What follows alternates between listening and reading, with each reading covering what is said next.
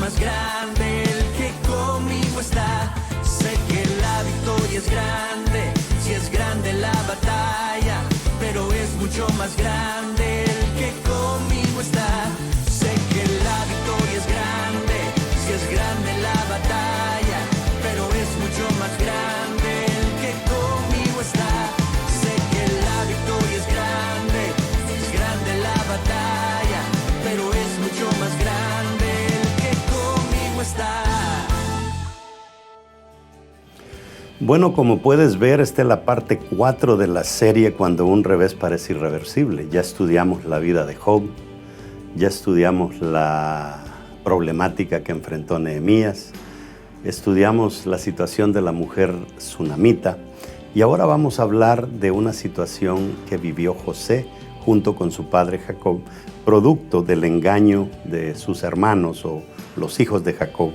Y es muy interesante ver cómo José, siendo un joven, que es el que aguanta todo, el que lo insultan, el que lo maltratan, el que lo meten en una cisterna, el que lo venden, el que es calumniado por la mujer de Potifar, el que es llevado a la cárcel, el que queda en el olvido, nunca lo pudo vencer este revés. En cambio, su padre, que tiene una trayectoria de ser el vencedor, de ser el que lucha por todo, que peleó por una primogenitura y la obtuvo, luchó por una bendición y la logró, luchó por su novia y logró casarse con ella, llegó sin nada y regresó rico, como al final lo vemos postrado ante una situación simple y sencillamente, porque tomó un acercamiento completamente distinto al de José,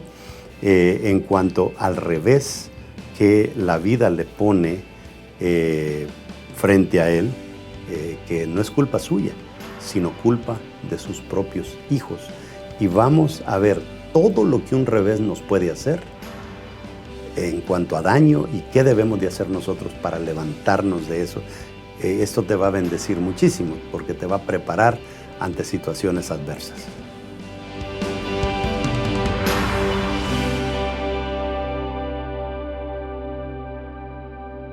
Agarre su Biblia y diga conmigo: la Biblia es palabra de Dios. Si Dios lo dice, yo lo creo. Si Él dice que tengo riqueza, soy rico. Si Él dice que tengo salud, soy sano. Si Él dice que tengo salvación, soy salvo. Si Él dice que soy su hijo, soy importante. Por eso, de hoy en adelante, nadie más me definirá. El único que me define es Dios, mi Hacedor. Démosle un aplauso al Señor. Bueno, la semana pasada hablamos sobre el tema cuando un revés no es mi culpa. Y hablamos de qué personaje en la Biblia, ¿se recuerdan? ¿Cuántos en la Biblia sufrieron por algo que no era culpa de ellos? Jesús fue uno de ellos. Pero la semana pasada hablamos de la tsunamita. Y hoy vamos a hablar de dos personajes bien interesantes. Vamos a hablar de José y vamos a hablar de su padre Jacob. ¿Okay? ¿Está conmigo? Lea conmigo Génesis 37, versos 18, 19 y 20. Cuando ellos lo vieron de lejos, antes que llegara cerca de ellos, conspiraron contra él para matarle. ¿Cuántos de ustedes han querido matar a un hermano alguna vez? Así estaba de seria la problemática en esta familia. Y dijeron el uno al otro: he aquí, viene el soñador. ¿Cuál era el problema de ellos? Que Dios le daba sueños a este muchacho. 20. Ahora pues venid y matémosle y echémosle en una cisterna y diremos: alguna mala bestia lo devoró, y veremos qué será de sus sueños. Siéntese, vamos a hablar de los personajes que están acá involucrados, más que todo los que fueron afectados por esta planificación que están haciendo en contra de José. Hoy vamos a hablar de uno de los más grandes personajes de la Biblia, como lo fue José, pero también Jacob fue un gran personaje de la Biblia. La Biblia le dedica 14 capítulos a la vida de José. A pocas personas la Biblia le dedica tanto espacio.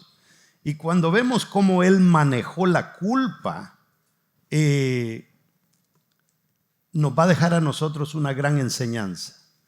Porque el ataque literalmente iba dirigido a José, pero la pelota le rebotó a su padre.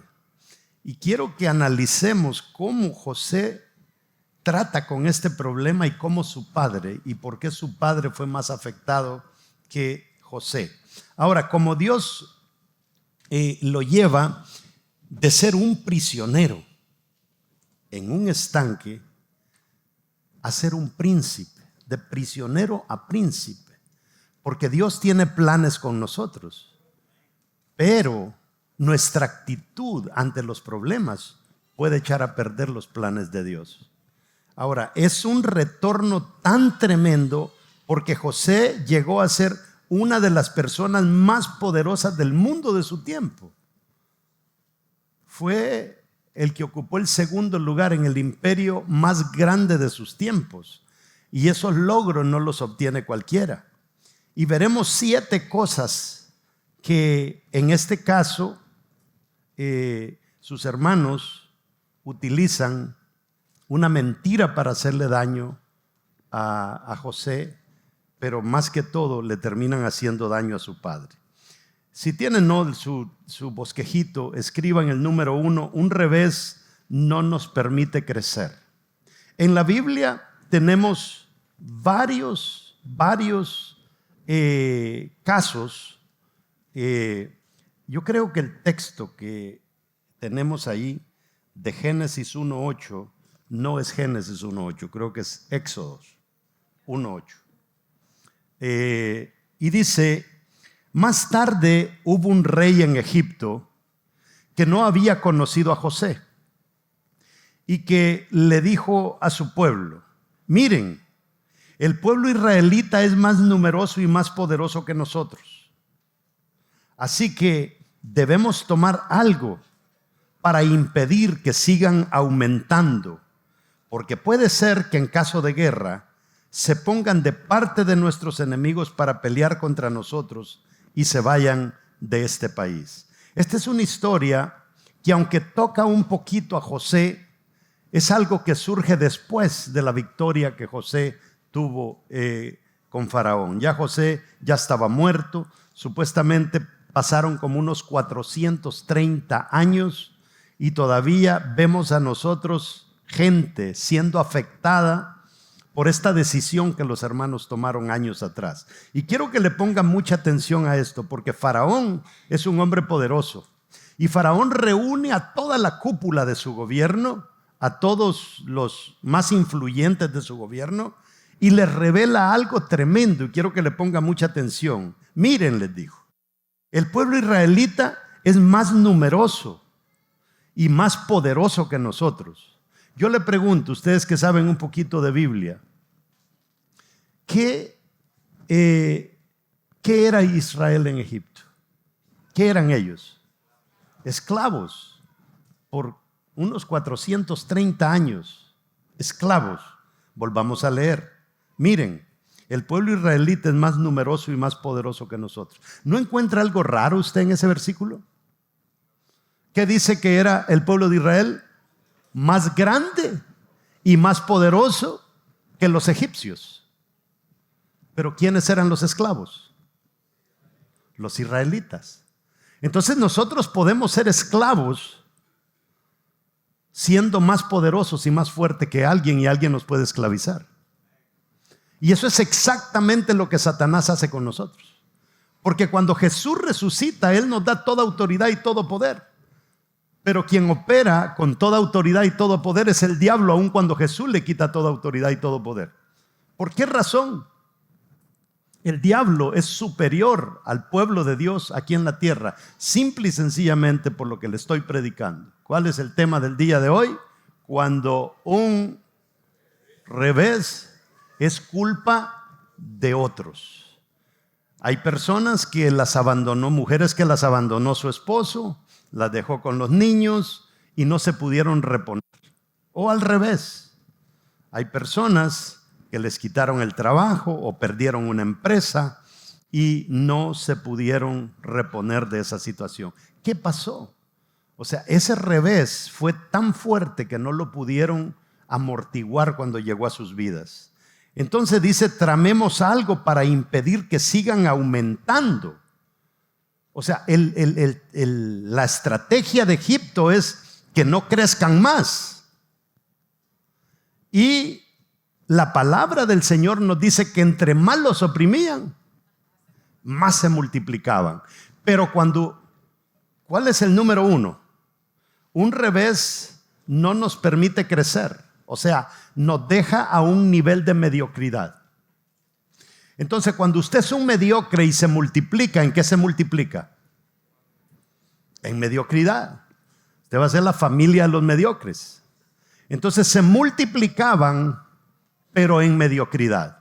Por eso de toda la gente que Dios saca de Egipto, todos mueren en el desierto y la segunda generación es la que entra a la tierra prometida, arrastrando todavía este problema del que le estoy hablando.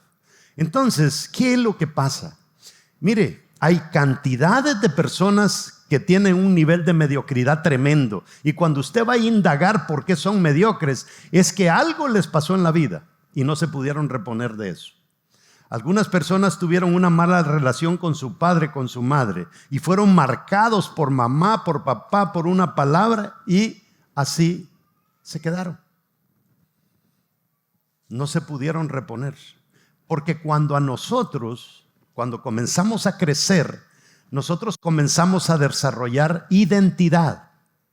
Y la identidad es aquello que me describe quién yo soy.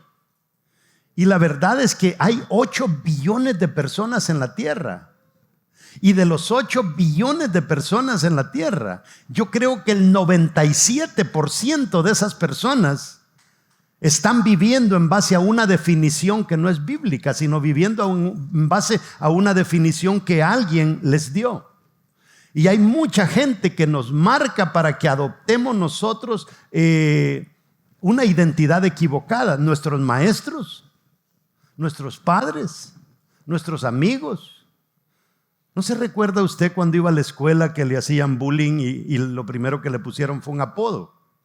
El apodo no hablaba de sus grandezas. El apodo hablaba de algo negativo para que usted se centrara en lo negativo y nunca se pudiera centrar en lo positivo suyo. Y por eso, si usted era chaparrito, le ponían tapón de chile. Si era blanquito, le ponían gusano de queso. Y lo fueron marcando. ¿Se recuerda cuál apodo le pusieron a usted? ¿No se recuerda? No quieren decir. Pero nunca nos pusieron, por ejemplo, Albert Einstein.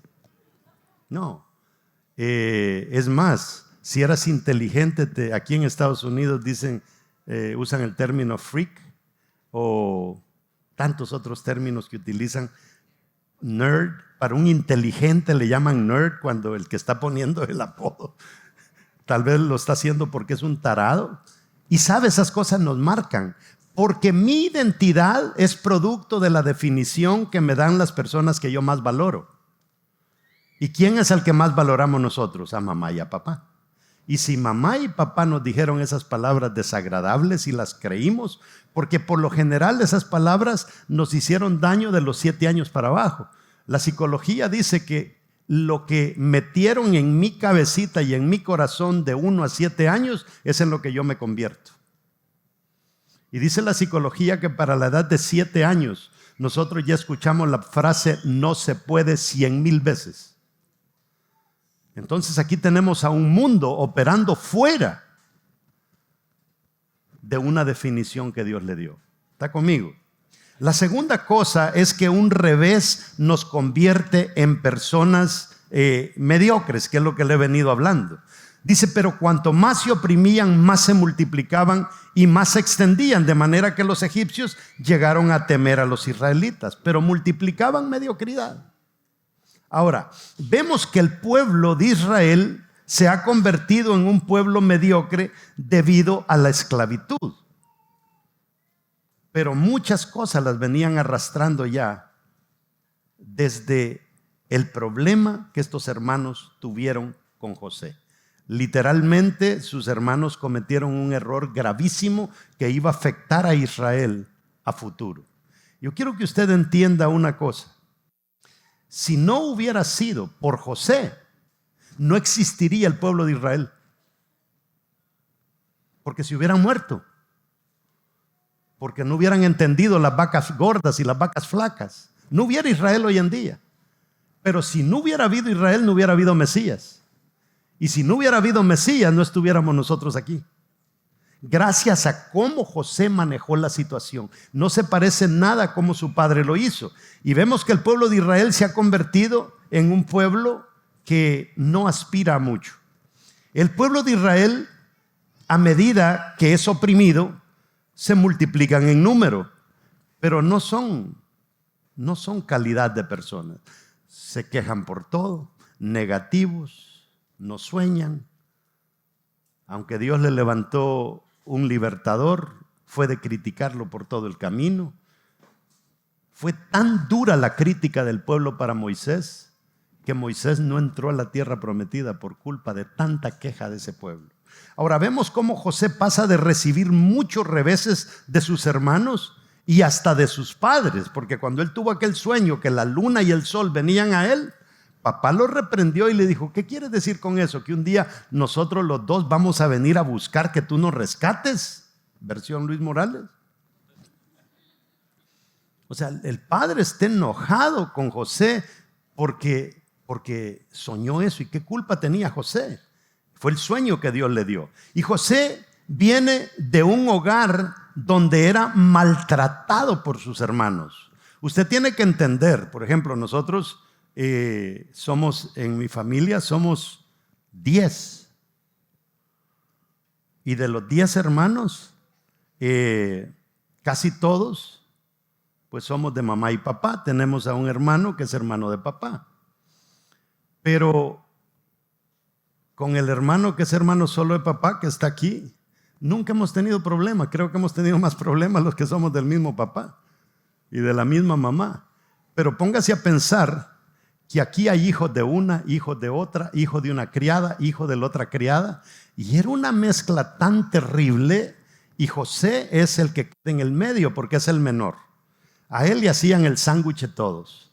Y José creció con ese serio problema. Le hacían bullying como nunca antes. Ahora, fue amado por su papá más que a sus hermanos, y eso no fue algo positivo, fue algo negativo. Porque por papá amarlo más a él fue que los hermanos se voltearon en contra de él. Entonces vemos un montón de problemas en la vida de José, pero no lo agobiaron. Ahora, su padre se pudo reponer de los reveses de la vida si hubiera, no sé, hubiera abierto un poquito más el entendimiento, porque no se repuso. El revés de Jacob no iba ni direccionado a él. Fue una bala que de repente tomó un turno y le cayó a él. Y le hizo tanto daño. Mire, a nosotros nos gustan las historias de esos grandes retornos. A mí me fascina el retorno que tuvo Daniel con los 3 hebreos. Grandiosa, ¿verdad? La historia de Moisés, la historia de Ruth, la historia de Mardoqueo. Dios mío, se han hecho películas, ¿verdad? Nos gustan esos grandes retornos, nos animan y nos inspiran. Pero ver a alguien que no se pudo reponer duele, ver cómo Jacob.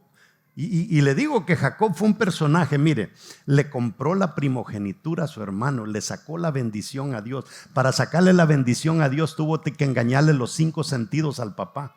Bueno, uno no se lo engañó porque ya estaba ciego, pero se puso un cuero para que papá lo tocara y le iba a engañar el sentido ¿de qué?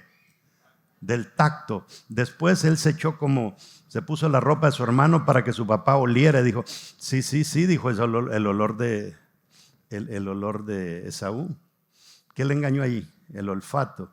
Le dijo: háblame algo, como quien dice, quiero ver cómo. Y habló y dijo: no, es que la voz se parece a la de Jacob. O sea, le engañó también el oído. ¿Qué más? ¿Cuál es el que nos queda? El paladar le hizo la sopa. qué tipo más genio. Y encima de eso, lo vemos luchar con un ángel desde que se ocultó el sol hasta que está amaneciendo. Y según la Biblia, le ganó en la pelea al ángel. O sea, Jacob fue guerrero. O sea, eso nos enseña que nadie puede decir, no, es que a mí la vida me hace los mandados. No. Es que hay problemas y hay problemas. Número 3, un revés nos hace que nos postremos. Quiero que lea conmigo en el verso 33. Dice, le llevaron una túnica a José, ¿verdad? Le llevaron una túnica. Dice que él la examinó y dijo, es la túnica de mi hijo. ¿Está en lo correcto, Jacob? ¿Sí o no? ¿Sí o no? Sí, es la túnica de su hijo, ¿verdad? Y después de que ve la túnica, sus hermanos se habían encargado de matar un animalito, la untaron de sangre y cuando se la untan de sangre, ¿qué pasa? Él creyó que era la sangre de su hijo. Y cuando creyó que era la sangre de su hijo, dijo lo siguiente, una fiera lo ha devorado. ¿Lo había devorado una fiera? No. Sin duda José ha sido despedazado. ¿Había sido despedazado? No. Ahora quiero que usted entienda cómo este revés está haciendo que José se vuelva loco y comience a declarar cosas que ni tan siquiera eran realidad.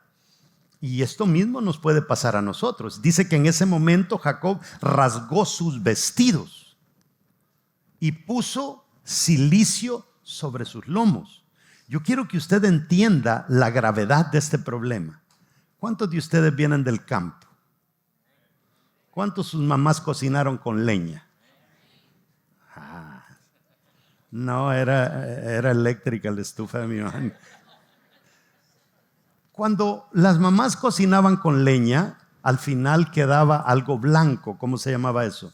Ceniza. La ceniza la usaban las mamás para echarla en unos recipientes grandes, le echaban agua y comenzaba a destilar. Lo que destilaba la ceniza, ¿cómo se llamaba? Lejía. ¿Ok? ¿Saben lo que hacían? Lo que hizo Jacob, agarró la ceniza con la lejía que tiene la ceniza y se le embarró en el cuerpo y encima de eso se puso una vestimenta con púas. Ese era el cilicio. Y esas púas comenzaban a hostigar la piel hasta que se le convertían en un montón de llagas en su cuerpo. Eso quiere decir que se vistió de cilicio. ¿No fue duro el dolor que este hombre está pasando? Y la pregunta es, ¿está muerto su hijo? Miren lo que puede hacer un revés si nosotros no nos damos cuenta que el enemigo lo que quiere es arruinarnos la vida. Entonces dice que puso cilicio sobre sus lomos y estuvo de duelo por su hijo. ¿Cuántos días? Dice, muchos días. Este hombre estaba llagado, adolorido.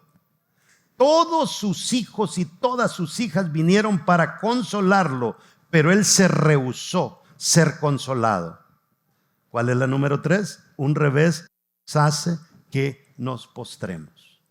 Un poquito de sangre de un carnero hace que el que luchó con el ángel, que el que compró la primogenitura, el que engañó a su papá para quedarse con la primogenitura, el que engañó a Labán, el que luchó 7 años por la novia que quería, aquí está postrado. Se postró Jacob. Y dice que rehusó a ser consolado, dice. Y dijo, ciertamente enlutado bajaré al Seol, que el Seol es la región de los muertos, por causa de mi hijo. Y su padre lloró por él. Póngale atención al verso 36. Mientras tanto, los madianitas lo vendieron en Egipto a Potifar, oficial de Faraón, capitán de la guardia. Hagamos una pausa con Jacob y movámonos un poquito con José. ¿Sabe usted lo que es que un muchachito de 16 años, sus mismos hermanos le dan sentencia de muerte? Y no solamente eso, sino que lo tiran en un hoyo, en un hueco, en una cisterna. seguramente llena de lodo, quién sabe qué, y un niñito de 16 años, niño bonito, cuidado por papá, metido ahí, ¿cuánto no lloraría él? De ahí lo sacan y vienen unos madianitas pasando y lo venden como esclavo, le ponen una cadena en sus pies y lo amarran a una carreta y se lo llevan a la plaza pública con un montón de esclavos a venderlo. Con esos soles calientes, sin comer, sin beber agua. Este muchachito debería haber terminado traumado, ¿sí o no? Y después lo venden a Potifar. Potifar le da un buen puesto, literalmente mano derecha de su mujer, una señorona preciosa. Y todos los días la señora dice que le decía, acuéstate conmigo, hijo. Acuéstate conmigo. ¿Y qué hizo José? No. ¿Por qué dijo José que no se acostaba con ella? Porque no puedo ofender al Dios de los cielos. ¿Qué es lo que José hizo? Que no pudo el enemigo lograr su objetivo, que dependió de Dios. Y mientras que Jacob estaba en otro canal. Pero de ahí lo meten a la cárcel. En la cárcel, ¿qué hace José? ¿Se ponía a llorar? Pobre de mí. No, se volvió en el jefe de la prisión. Y le meten 2 presos. Y los presos tienen sentencia de muerte. Y tiene un sueño. Y uno es negativo y el otro es positivo. A uno lo mataron y el positivo le dijo, mira, cuando le contes el sueño a Faraón, háblale de mí. Y no le habló nada. Dios mío, es que esto es digno de una película. Bueno, ya las hicieron, ¿verdad? Pero no las hacen muy bien. Y ahí en la cárcel, padeciendo por algo que él no hizo. Y sus hermanos, felices de la vida. Espérenme, voy a contestar la llamadita. Buenas tardes, ya llegó José.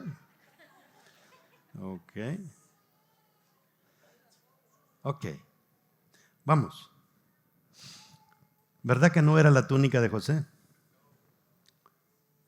Sí era. ¿Verdad que no era la sangre de José? Amados hermanos, el diablo saca a la mayoría de la gente de la iglesia con mentiras. El pastor no te traga. ¿No lo has notado? El líder no te traga. Nunca te saluda el pastor, ahí pasa al lado tuyo. A otro le da la mano, a ti no. Como eres chaparrito ahí que no sé qué, a ti no te la da. Con evidencia falsa, el enemigo le dio un revés a este patriarca que lo haría retroceder. ¿Está muerto José? No. Dice, y los madianitas lo vendieron en Egipto a Potifar, oficial de Faraón, capitán de la guardia. Ahora está con un militar. A partir de ese día, Jacob quedó postrado ante este revés de la vida. Postrado. Me dio ganas de predicar esta serie porque yo sé que entre ustedes hay gente postrada ante un problema que no se ha podido recuperar de él. Número 4, un revés boicotea nuestros sueños. Jacob era un soñador. Jacob era un soñador.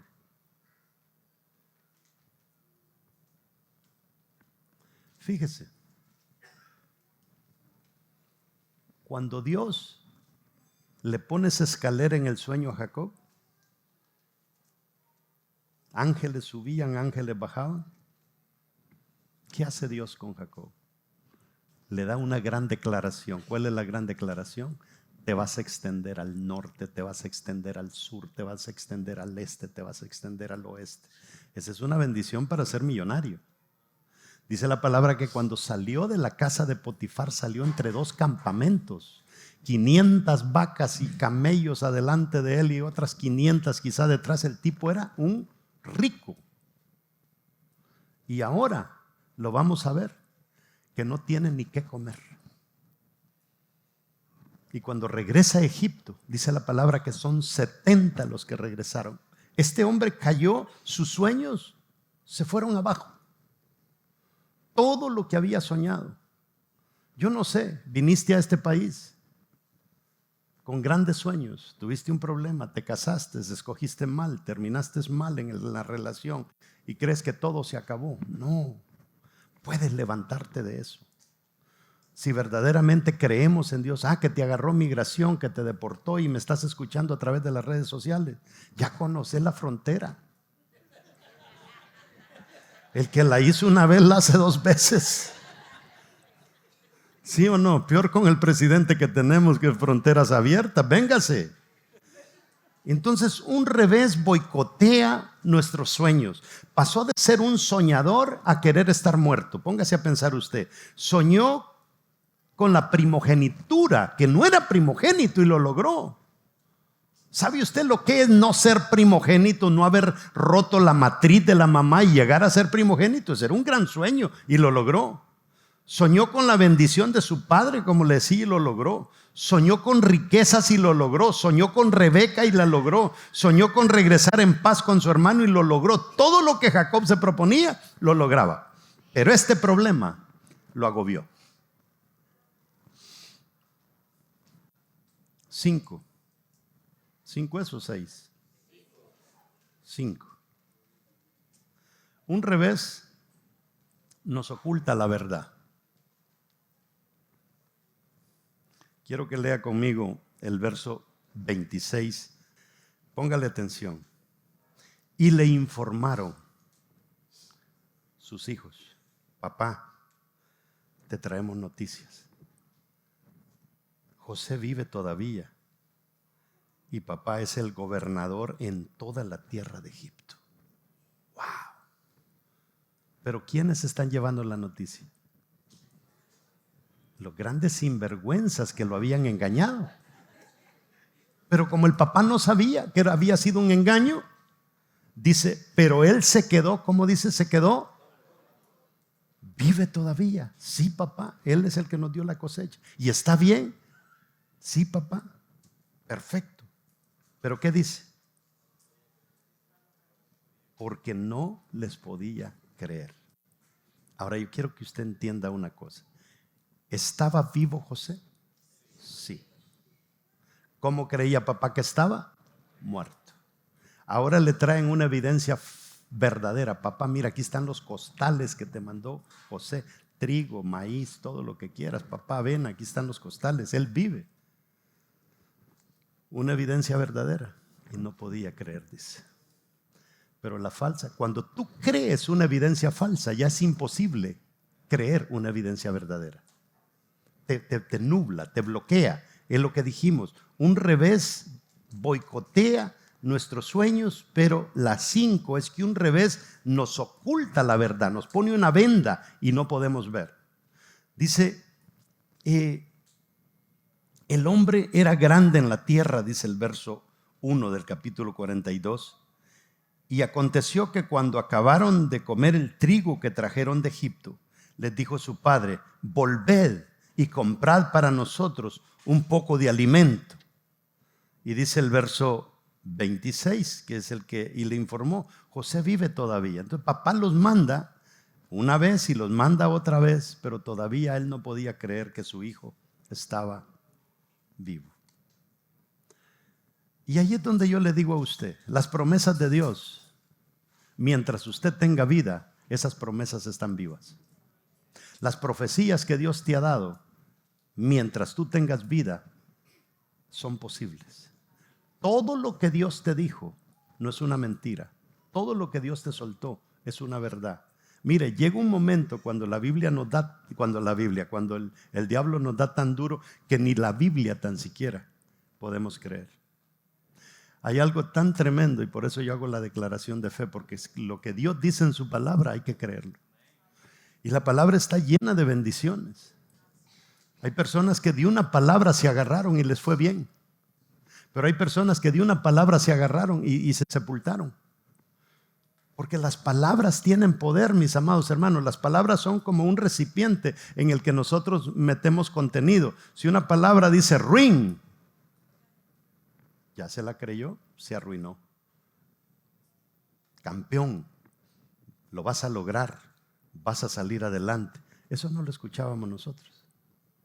Porque es una psicología un poco moderna, ¿no?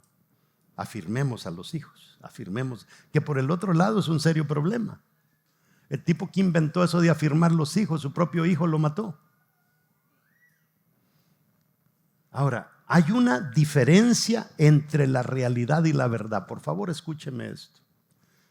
Y eso uno tiene que entenderlo, que hay una diferencia entre la verdad y la realidad. Hermanos, hay veces que estamos amolados. Esa es la realidad. Estamos mal, de salud, sin dinero, con un montón de cosas. Pero esa es la realidad. La verdad es lo que Dios dice que va a suceder contigo. Porque Dios no está viendo tu presente ni tu pasado. Dios puede ver tu futuro. Es como comenzar a leer un libro y en el capítulo 1 ves que al tipo ya lo quieren matar y quizá lo mataron. En el capítulo 2 resucitó. El último es campeón.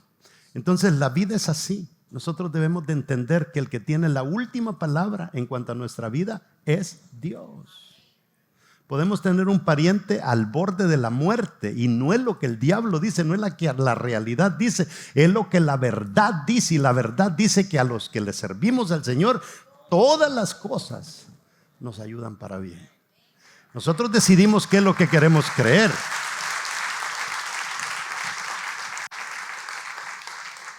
La evidencia falsa la creyó. Ahora tiene evidencia real y no la puede creer. Y vamos con el número 6, que un revés intentará anular nuestras bendiciones. Dios tiene cientos de bendiciones en su palabra para nosotros. Verso 1 del capítulo 43, el hombre era grande en la tierra. Y aconteció que cuando acabaron de comer el trigo que trajeron de Egipto, les dijo su padre, volved y comprad para nosotros un poco de trigo. Un revés dice que intentará anular nuestras bendiciones. Quiero que se vaya conmigo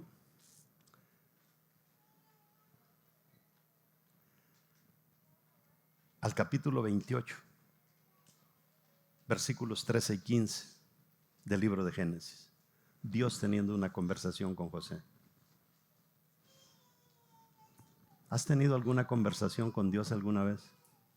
Donde tú sientes que Dios te soltó una bendición y quizá no la has visto todavía y quizá pasó algún problema y has dejado de creerla. Dice, y he aquí, Jehová estaba en lo alto de ella, el cual dijo de una escalera, yo soy Jehová, el Dios de Abraham tu padre y el Dios de Isaac. La tierra en que estás acostado te la daré a ti y a toda tu descendencia. Será tu descendencia como el polvo de la tierra y te extenderás al occidente, al oriente, al norte, al sur. Y todas las familias de la tierra serán benditas en ti y en tu simiente. Verso 15. He aquí yo estoy contigo y te guardaré por donde quiera que fueres. Oiga. Y volveré a traerte a esta tierra porque no te dejaré hasta que haya hecho lo que te he dicho. ¡Qué palabra, Dios mío! ¿Y qué está pasando con él acá? El hombre era grande en la tierra y aconteció que cuando acabaron de comer el trigo que trajeron de Egipto, les dijo su padre, volved y comprad para nosotros un poco de alimentos. ¿En qué condición está Jacob aquí? En una miseria. En una miseria. La historia es triste. Es triste porque Jacob nunca se pudo reponer de esto. Nunca.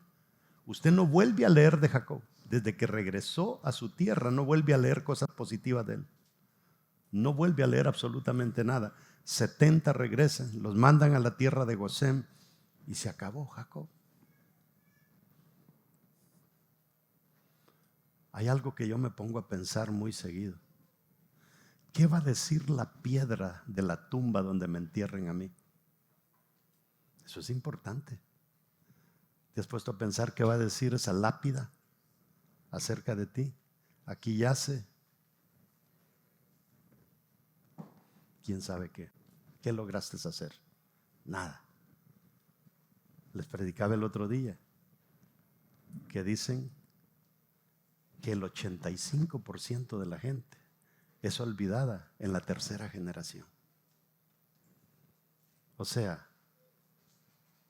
mi hijo tiene sus hijos, los hijos que los hijos de mis hijos tengan ya no van a saber quién yo soy. Wow. Qué tremendo. ¿Qué estás haciendo para que te recuerden aún cuando estás muerto? Dejas un montón de prédicas, mensajes, consejos, que aunque sean 200 años después de muerto, la gente todavía los está leyendo. Hay gente que dejó unas vivencias que nadie las olvida, por años.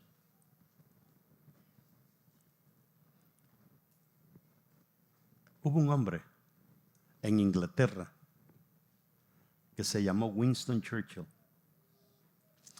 Winston Churchill fue un hombre, un gran político. Literalmente fue el que no permitió que Inglaterra colapsara en contra de sus enemigos. Y una vez dicen que Winston Churchill pidió un taxi para que lo llevara a la BBC de Londres, que es esa agencia de noticias más grande de toda Inglaterra. Y se subió al taxi. Y el taxista lo llevó tranquilo. Se estacionó enfrente de la BBC. Y le dijo, oiga, le dice Winston Churchill, ¿me pudiera hacer un favor? ¿Me pudiera esperar 45 minutos? Y en 45 minutos yo salgo y me lleva de regreso. Y le dice, hombre, le dice, disculpe, pero no se va a poder. ¿Por qué? Le dice. No, yo ahorita voy corriendo a mi casa. Winston Churchill va a dar un discurso en la BBC. Ni se había percatado con quién estaba hablando. Y dice Winston Churchill, no me ha reconocido. Pero qué bien se siente, dice. Qué bien se siente que alguien no te dé un ride, dice, porque me va a ir a escuchar a mí. Y saca la cartera y se saca un billete de 10 libras esterlinas y se lo da, le dice, muchas gracias. Se le queda viendo el billete de a 10 y le dice, disculpe, le dice, si usted quiere, hasta 2 horas lo puedo esperar. Que se vaya al carajo este Winston Churchill.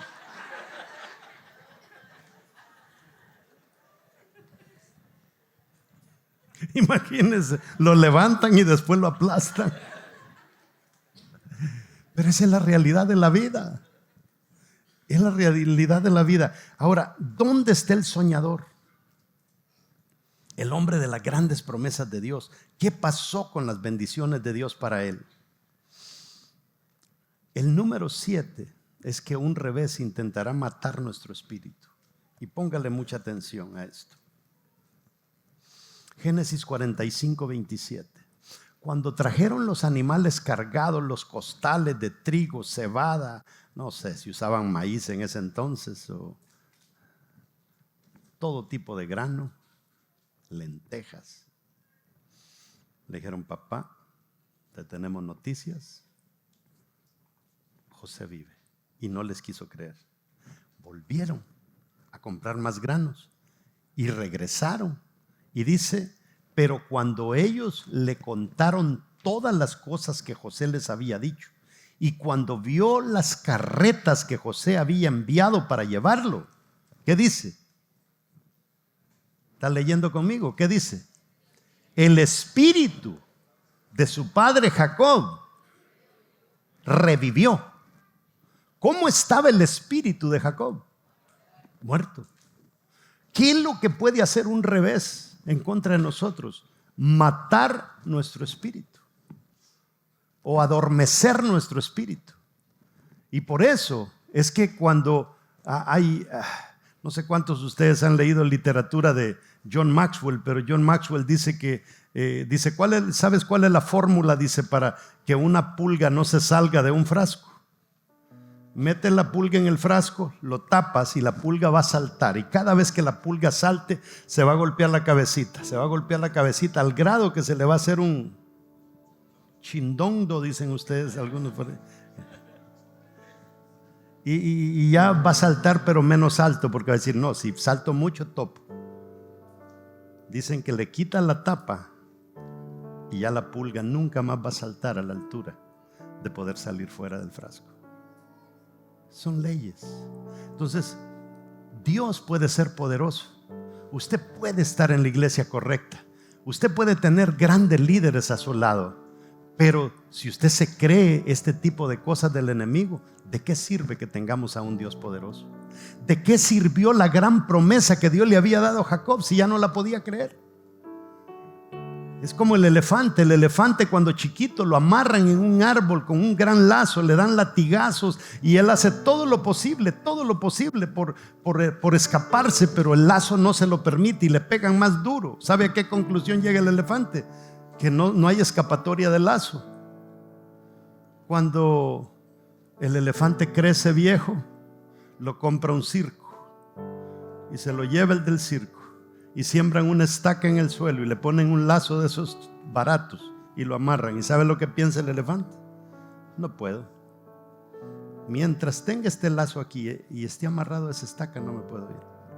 Si tan solo hiciera un intento. Y no se van los elefantes. En los circos vemos a un domador con 15 tigres y unos arcos de fuego, ¿verdad? Y el domador, ¡ah! Y los pobres tigres, ¿verdad?, se saltan en medio del aro con fuego. Y el domador, ¡ah! Y toda la gente, ¡ah! Si tan solo los tigres dijeran, qué brutos nosotros. Si es uno solo, ¿por qué no nos paramos y lo comemos? Pero desde chiquito les quebrantaron el espíritu. Y crecieron creyendo que siempre que un hombre tenía un látigo en la mano, era imposible escaparse. Y es exactamente lo mismo que nos ha hecho creer Satanás a nosotros. Nosotros, mire, una de las cosas más importantes que debemos de hacer nosotros como cristianos es conocer claramente quién es nuestro Dios. Y otra cosa que tenemos que hacer es conocer claramente quién es el diablo. Si el diablo dice que Jesús le quitó el poder y le quitó la autoridad, Dios lo pateó de allá del cielo, es un músico desempleado. Y eso es lo único que el diablo es, un músico desempleado, sin autoridad, sin poder. Según Pablo, dice que Jesús en la cruz lo desnudó y lo dejó en público. Entonces es un músico desempleado, desnudo, sin poder y sin autoridad. Y usted dice que el Señor le dio todo poder y toda autoridad para ir y predicar el evangelio. Pero aún así nos tiene agobiados. Quiero que lea, y con esto vamos terminando, en Mateo 4, verso 3 al 6. Este es el diablo con Jesús. Y vino a él el tentador y le dijo, si eres hijo de Dios, di que estas piedras se conviertan en pan. Vamos a ver, Jesús. ¿Quién le quiere hacer le quiere dar el golpecito a Jesús aquí? El diablo. ¿Se ha puesto a pensar usted que cuando nosotros ayunamos esperamos que un ángel se nos aparezca? Ya va a aparecer el ángel de Dios, ya es tercer día y se te aparece el diablo. Y te aparece con esto que le dice, si en verdad eres hijo de Dios, mira Jesús, a mí me queda la duda, por ahí anda un rumor que tú eres hijo de un general romano. ¿Qué hizo Jesús? Verso 4. Él respondió y dijo, escrito está, no solo de pan vivirá el hombre, sino de toda palabra que sale de la boca de Dios. Entonces el diablo le llevó a la ciudad y le puso sobre el pináculo del templo y le dijo, si eres hijo de Dios, porque me quedan las dudas, puede ser que seas hijo del lechero, échate abajo, porque escrito está, a sus ángeles mandará cerca de ti y en sus manos te sostendrá, para que no tropieces con tu pie en piedra. ¿Y qué le contesta Jesús? Escrito está. ¿Qué es lo que siempre contestó Jesús? Escrito está. Porque a mí no me importa lo que la gente diga de mí. A mí lo que me importa es qué es lo que Dios dice de mí. Por eso es que Jesús dice, escrito está. Y cuando nos vamos al Génesis capítulo 1 verso 27, dice, y creó Dios al hombre a su imagen, a imagen de Dios lo creó, varón y hembra los creó. Cuando usted se mira en un espejo, háblese a usted mismo. Yo lo hago. ¿A quién me parezco? ¿A quién dice la Biblia que nos parecemos? A Dios. Hay cosas que usted no puede dejársela robar por el enemigo. Es importante que nosotros entendamos que nuestro Padre, como decía la canción que cantaron, si te tengo a ti, lo tengo todo. O sea, no nos falta absolutamente nada. Póngase de pie.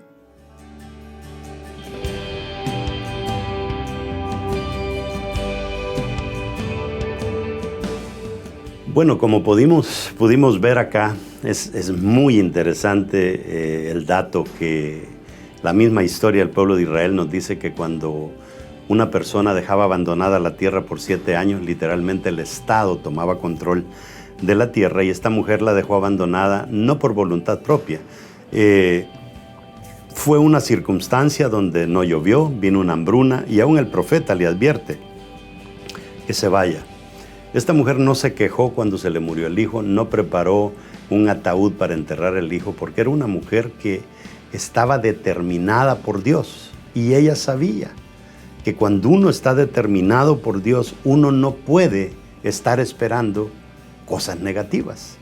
El niño se le muere, ni le contó a su esposo, simplemente aun cuando el profeta le pregunta, ¿estás bien tú, tu marido, tu hijo? Y ella le dice, estamos bien.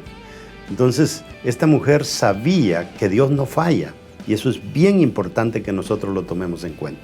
Y al final llegamos a entender de que esta mujer llega donde el rey, no a implorar, aunque la Reina Valera dice que llegó a implorar, pero cuando nosotros estudiamos a fondo dice que llegó a demandar, porque ella sabía que Dios no le podía fallar y que el rey tenía que devolverle todas esas tierras.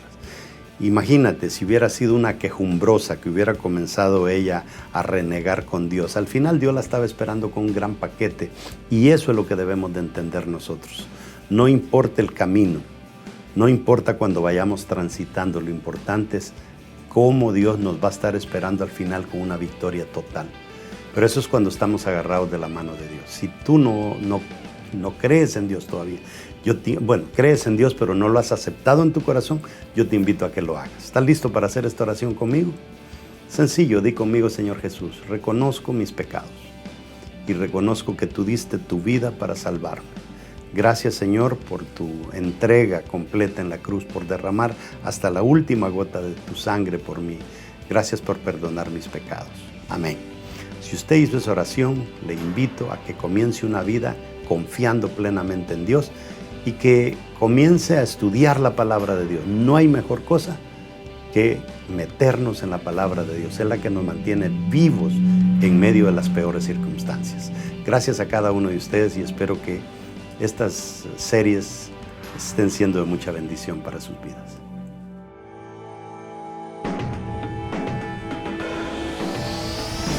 Sé que la victoria es grande, si es grande la batalla, pero es mucho más grande el que conmigo está. Sé que la victoria es grande, si es grande la batalla, pero es mucho más grande